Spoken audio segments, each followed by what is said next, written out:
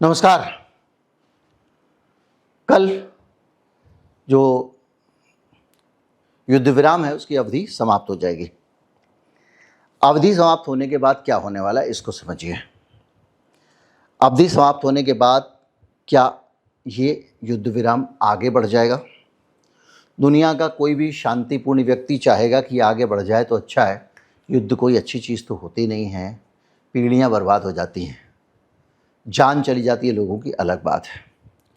पर जब दो पक्षों के बीच समझौता होता है तो समझौता होने के कुछ हालात होते हैं, कुछ परिस्थितियां होती हैं, कुछ विश्वास का वातावरण होता है और एक दोनों पक्षों की समझौता करने की एक इच्छा होती है, विलिंगनेस होती है।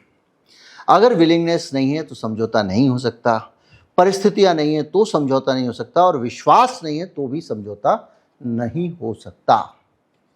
और इसलिए समझौता होने के बहुत कम आसार हैं। तो क्या होने वाला है? जो होने वाला है उसके हिसाब से मैं आपको बता चुका हूं कल ही कि किस तरह से पूरी फील्डिंग अमेरिका करके बैठा हुआ है। और डोनाल्ड ट्रंप के बयान को देखें तो वो कह रहे हैं कि अब हम बम गिराने के लिए मजबूर हो जाएंगे, हम बम गिराएंगे, मिसाइल चलाएंगे, वगैरह वगैरह। ईरान कुछ खास तैयारी करके बैठा हुआ है। ईरान इस बार पहले वाला ईरान नहीं मिलेगा आपको, युद्ध विराम से पहले वाला। इस बार उसकी तैयारियां कुछ दूसरे स्तर की हैं, नेक्स्ट लेवल की हैं। हार्मूज में कोई भी नई परिस्थिति उसने ऐसी पैदा नहीं होने दी जिसमें यूएस मैरीन्स वगैरह ईरान की धरती पर उतर के कुछ कर सकें। खार द्वीप के ऊपर उतरेंगे, कुछ कर पाएंगे, उसके लिए इस बीच में ईरान ने इंतज़ाम कर लिया है। ईरान की वो धरती है, वो इसका इलाका है, उसकी समझ है। आप मेरे घर में मुझे मारने आएंगे तो आपके लिए जोखिम ज़्यादा होगा। युद्ध के जो पैमाने हैं और जो लोग मानते हैं उसके हिसाब से जिस ज़मीन पर युद्ध लड़ा जा रहा होता है उसकी हानि की संभावना 1/3 से कम होती है। मतलब ये कि अगर यूक्रेन की ज़मीन पर लड़ाई लड़ी जा रही है तो 3 नुकसान रूस के होंगे तो यूक्रेन का 1 नुकसान होगा ग्राउंड पे अगर बैटल हो रही है तो। यानी जो होम ग्राउंड का फ़ायदा क्रिकेट में मिलता है वो बहुत थिन होता है लेकिन युद्ध में बहुत बड़ा मिलता है। तो ईरान को उस चप्पे चप्पे की जानकारी है, वहाँ उसकी पहले से फील्डिंग है, कहाँ कौन कौन सी चीज़ें लगानी है, कहाँ कौन कौन सी बारूदी सुरंगें बिछानी है, एक पूरा नेटवर्क मजबूती के साथ में तैयार है और वो ईरान के पास में है। अब ईरान ने कुछ और बातें भी कही हैं जो उनके स्पीकर साहब हैं, गालिबाफ साहब ने कहा है कि हम इस बार कुछ सरप्राइज़ देंगे आपको, कुछ ऐसे कार्ड्स हैं जो उन्होंने अभी तक नहीं खोले हैं। अब वो कार्ड कौन से हो सकते हैं इसको लेकर तमाम सारी बातें हैं। एक बात ये कही जा रही है कि कुछ ऐसे नए हथियार जो अभी तक, जैसे ईरान ने बहुत सारे हथियार दिखाए, डांसिंग मिसाइल वगैरह वगैरह, आप जानते हैं कि पूरा एयर डिफेंस सिस्टम तहस नहस कर दिया अमेरिका का, इजराइल का। तो अब ये कह रहे हैं उससे भी ज़्यादा कुछ नई चीज़ दिखाएंगे। यानी हो सकता है कि इन्होंने कुछ तैयारी कर रखी हो कि जैसे ही सीज़ फायर ख़त्म हो, क्योंकि सीज़ फायर ख़त्म होने का इंतज़ार कर रहे हैं, क्योंकि जब तक सीज़ फायर चला इस बीच में अमेरिका ने लगातार उल्लंघन किए हैं। लगातार आप जानते हैं कि कैसे, कल परसों ही हमने बात की है कि किस तरह से हार्मूज में उसने अपने सैनिक घुसाने की कोशिश कर रहा है, कभी इनके विमान को जब्त, इनके माफ़ कीजिए युद्धपोत को जब्त कर ले रहा है। युद्धपोत को नहीं, वो जो तेल लेके जा रहा था, कमर्शियल वेसल था, उसको जब्त कर ले रहा है, कभी कुछ कर रहा है, कभी डोनाल्ड ट्रंप भड़काऊ बयान दे रहे हैं, गाली गलौज कर रहे हैं, हर तरफ से परमाणु झूठे बयान दे रहे हैं। 7-8 बयान तो उसी ने निकलवाए थे। क्यों दे रहे हैं ये भी हम समझेंगे इस कार्यक्रम में। अभी तक आपको नहीं पता होगा कि ऐसी दुनिया का 7वां आश्चर्य भी अमेरिका में हो रहा है जो दुनिया में कभी किसी ने सुना ही नहीं होगा। तो उस पूरी परिस्थिति के बीच में हो सकता है कि ईरान ने तैयारी कर रखी हो और वो इनके जो 3 खड़े हुए हैं वहाँ पे विमान वाहक पोत, उन्हीं को उड़ा दे, क्योंकि ये सबसे आज चर्चा में। अगर मान लीजिए एक को आपने डैमेज कर दिया, एक तो डैमेज होकर गया था रदरफोर्ड और वापस आया, अब्राहम लिंकन खड़ा हुआ है, उसके सैनिक पहले ही परेशान है, सालों से बेचारे घर ही नहीं जा पा रहे हैं। वो पहले उनको वहाँ वेनेजुएला भेज दिया था, ना नहा पा रहे हैं, ना धो पा रहे हैं, ना कुछ हो पा रहा है। तीसरा जॉर्ज डब्ल्यू बुश वाला, वो रास्ते में भी अटका हुआ है, वो भी आएगा। तो ये हो सकता है कि ये तीनों में से किसी को, एक दो को भी निपटा देगा तो बहुत बड़ी बात हो जाएगी। जो उनके सैनिक हैं बहुत परेशान हैं, क्योंकि उनके पास में खाने पीने का सामान नहीं है। ये भी मैंने वीडियो बनाया था। उनके पास में ना तो खाने का सामान है, ना पीने का सामान है, ना ब्रश करने के लिए भी नहीं है, कुछ नहीं है। परेशान है। घर वाले उनको कुछ भेज नहीं पा रहे हैं। तो घर वाले लाखों रुपए का सामान भेज रहे हैं उनके पास, लेकिन पहुंच नहीं रहा है सैनिकों के पास। और फ्रस्ट्रेटेड है, समुद्र के बीच में, आसपास समुद्र है और कहीं नहीं जा सकते। तो इनको, इन परिस्थितियों का फ़ायदा उठा के ईरान कुछ बड़ा कर दे। दूसरा, ईरान के बारे में ये माना जा रहा है, जो अनुमान लगा रहे हैं जानकार लोग, वो ये लगा रहे हैं कि ईरान जो है वो पूरा लाल सागर जो है वहाँ पे हूती के ज़रिए ऐसा कुछ कर दे कि पूरी दुनिया का ही व्यापार रुक जाए। हार्मुज से व्यापार उसने रोका ही हुआ है, और वहाँ से भी वो अगर रोक देता है दुनिया में त्राहिमाम मच जाएगा। मैं आपको बता चुका हूँ कि कैसे हज़ारों किलोमीटर का चक्कर लगा के, अफ्रीका का चक्कर लगा के फिर हर चीज़ आएगी एशिया में, और चाइना से जो भी सामान यूरोप को एक्सपोर्ट होगा वही चक्कर लगा के होगा, यानी वहाँ पर त्राहिमाम मच जाएगा। चाइना दुनिया को सामान भेजता है, भारत को भी यूरोप से जो सामान आएगा वो महंगा मचेगा, पूरी दुनिया में मतलब उससे तबाही हो जाएगी। अभी बीच में हम ये झेल चुके हैं, जब यूक्रेन युद्ध के बाद हूती ने लाल सागर में कुछ कर दिया था। दुनिया की इंटरनेट की केबल, चाहे वो हार्मुज से निकलती हों, चाहे वो लाल सागर से निकलती हों, और अब जिब्राल्टर जो स्पेन के पास में, उस पर भी नज़र ईरान की है, क्योंकि स्पेन भी ईरान का समर्थक है। देखा जाए तो पूरे के पूरे यूरोप को जोड़ने वाला अगर कोई एक नेटवर्क है तो वो इनके पास में, ईरान के पास में। जिब्राल्टर जो है वो भूमध्य सागर को जोड़ता है, जिसके ज़रिए आके आप हिंद महासागर पहुंच सकते हो, उसको भी ये ब्लॉकेज कर सकते हैं। तो वहाँ पर भी एक गुंजाइश बनती है कि वहाँ पर भी ये कुछ करें ईरान वाले। हो सकता है कि पूरी दुनिया के लिए वो रास्ते ही बंद कर दें। तीसरा सरप्राइज़ ये हो सकता है कि अरब देशों की तरफ से अमेरिका को कोई तगड़ा जवाब दिया जाए, क्योंकि अब यूएई लगातार चीन से संबंध बढ़ा रहा है। कह रहा है चीनी मुद्रा में पेट्रोल बेचेंगे, चीन को हम, माफ़ कीजिए, तेल देंगे, तेल बेचेंगे, और वो चीन से संबंध बढ़ा रहा है। सऊदी अरब भी अब जो है अमेरिका से दूरी बना रहा है। कतर ने भी कह दिया है कि भैया इसको अब ये ले जाओ अपना उठा के यहाँ से, हमको अड्डा वड्डा नहीं चाहिए, परेशानी अंदर के खाते हुए सब परेशानी, ये भी आप जानते हैं। तो एक कमज़ोर और अकेला पड़ चुका अमेरिका। तो ईरान हो सकता है इसका फ़ायदा उठा के भी कुछ करे। तो मतलब एक सरप्राइज़ की जो बात हो रही है कि क्या सरप्राइज़ आने वाला है, गालिबाफ ने कहा है, उसको लेके ये लोग ये अंदाज़ा लगा रहे हैं। अब आते हैं कि डोनाल्ड ट्रंप क्यों नहीं कोई समझौता कर पा रहा है।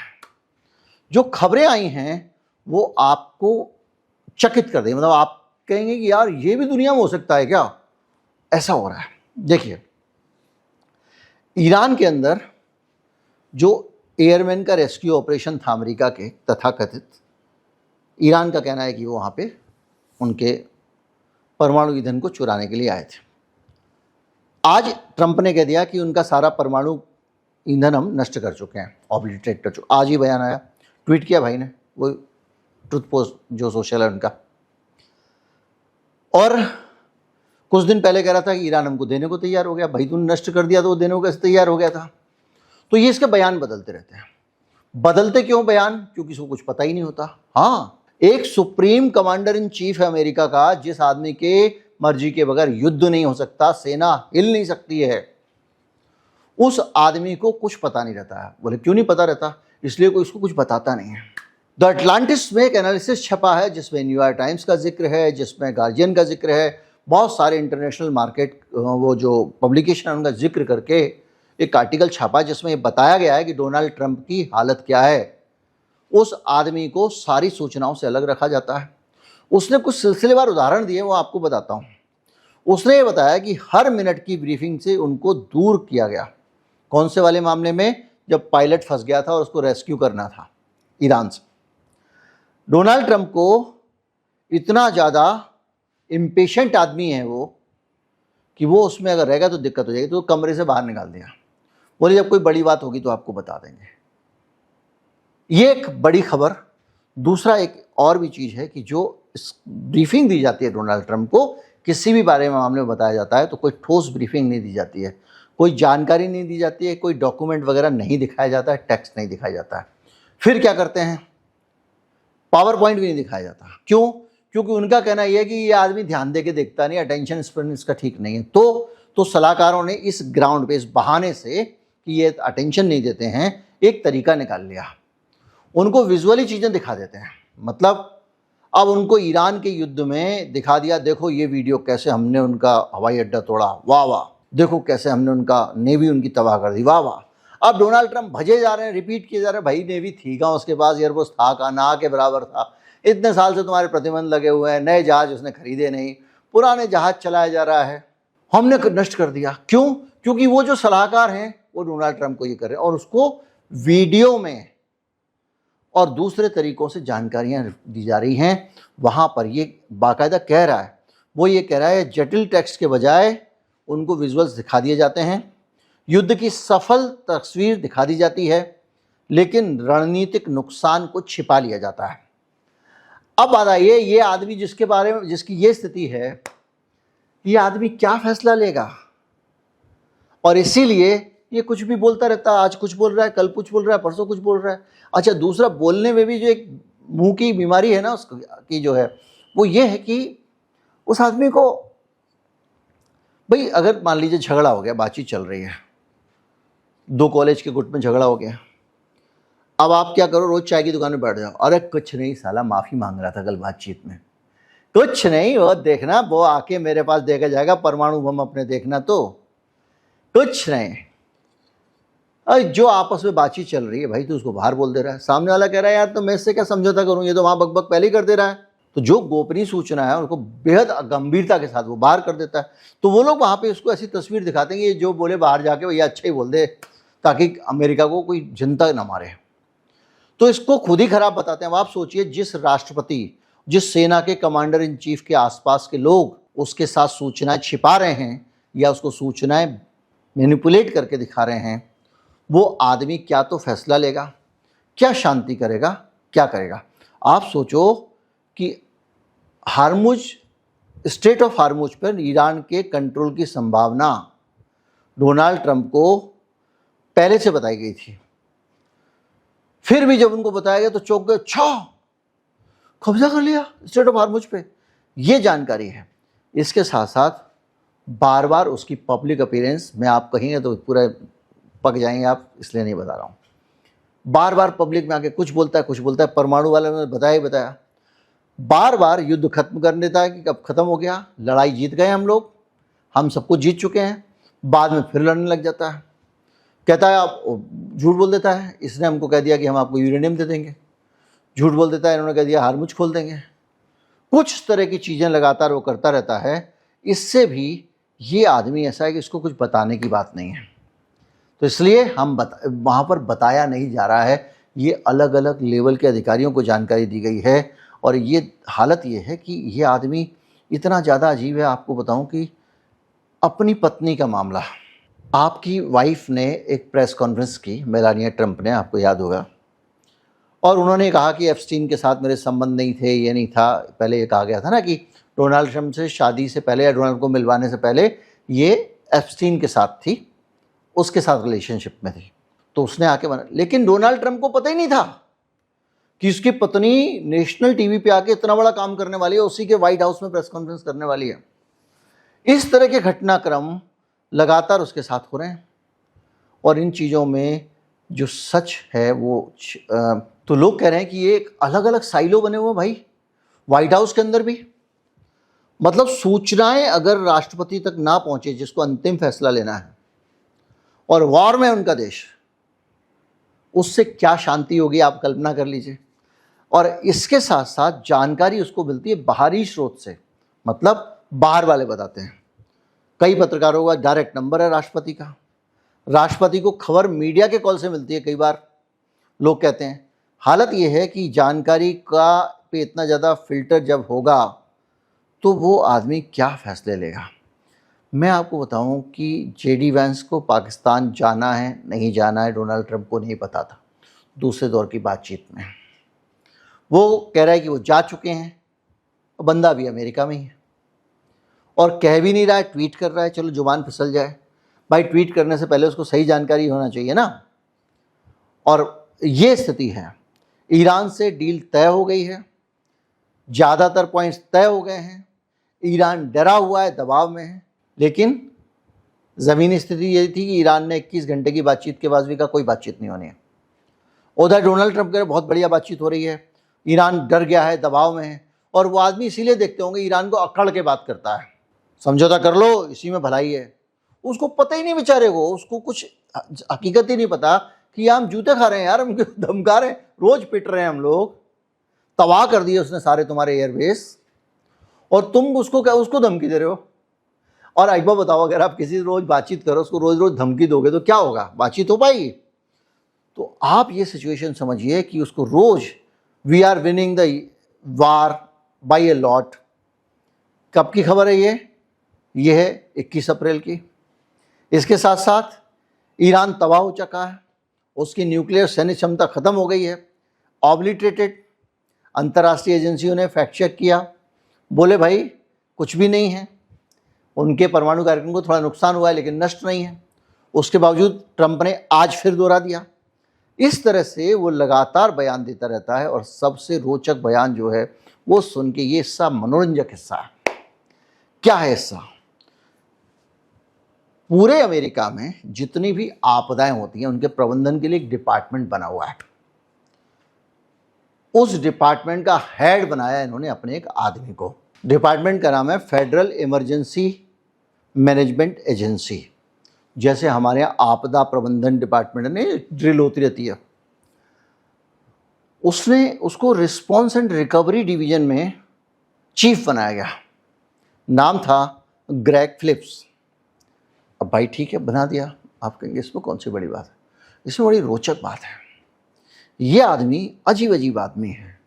इसने एक इंटरव्यू दिया जनवरी 25 में कि मैं टेलीपोर्ट हो गया था। मतलब एक वेफल हाउस है जॉर्जिया में जो करीब 80 किलोमीटर दूर है, उसके बारे में कह दिया कि मुझे यहाँ से टेलीपोर्ट करके वहाँ ले जाया गया सेकेंडों के अंदर। और एक और दावा उन्होंने किया कि उनकी कार उठा के दूसरी जगह रख दी गई। अब ये बात आई गई हो गई अमेरिका में, बोला होगा। अभी क्या हुआ कि अभी फिर से अचानक लोगों ने निकाल के वो वीडियो फिर वायरल कर दिए। जैसे मेलानिया का और जो रिश्ते वाली खबर थी वही फिर से करी वायरल। जैसे डोनाल्ड ट्रंप ने शांति की बात की, ये वायरल हो गई तो उसको सफाई देनी पड़ी। तो उसमें क्या हुआ कि ये सोशल मीडिया पे पुराना क्लिप वायरल होना शुरू हो गया, टिकटॉक पे, यूट्यूब पे, और लोगों ने कहा कि ये प्रूफ है सीक्रेट गवर्नमेंट टेक का। मतलब सरकार के पास कुछ ऐसी गुप्त टेक्नोलॉजी है जो दुनिया को नहीं बताई जा रही है। उसका मतलब उसमें एक टेक्नोलॉजी टेलीपोर्ट करने की भी है, और इसके साथ साथ मिलिट्री टेलीपोर्ट प्रोग्राम और तमाम सारी चीज़ें चलने लग गई भाई साहब मीडिया पे। अब ऐसे में गार्जियन राइटर्स और बाकी लोगों ने इसकी जांच शुरू की। क्या किया इन्होंने? अपने रिपोर्टर्स को भेजा वेफल हाउस में, तो पता चला बकवास कर रहे हैं। वहाँ की कोई घटना किसी के स्टाफ को उसको याद ही नहीं है, कोई ऑफिशियल रिकॉर्ड नहीं मिला। फिलिप्स ने जो पुराने बयान दिए थे उनको खंगाला गया, और पता चला ये तो ऐसे बयान देता रहता है। तो डोनाल्ड ट्रंप ने ऐसे आदमी को रखा हुआ था। अब ये आदमी जो है, जब इसके बारे में डोनाल्ड ट्रंप से पूछा गया कि भाई ये क्या मामला है, अखबारों में छपा, तो डोनाल्ड ट्रंप ने कहा कि ये टेलीपोर्ट क्या होता है। तो उनको बताया, बोले थोड़ा अजीब नहीं लग रहा है टेलीपोर्ट सुनने में? इसके बारे में मुझे इसके बारे में कुछ नहीं पता। अब आप सोचिए,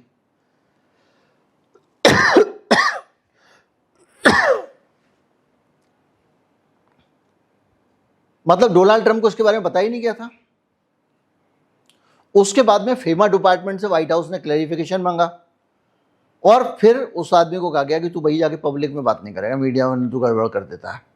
तो आप सोचिए कि इस तरह की कहानियां, इस तरह की सिचुएशंस के बीच में जो डोनाल्ड ट्रंप रह रहा है, उसको कुछ भी नहीं बताया जाता, उसको कुछ पता ही नहीं है।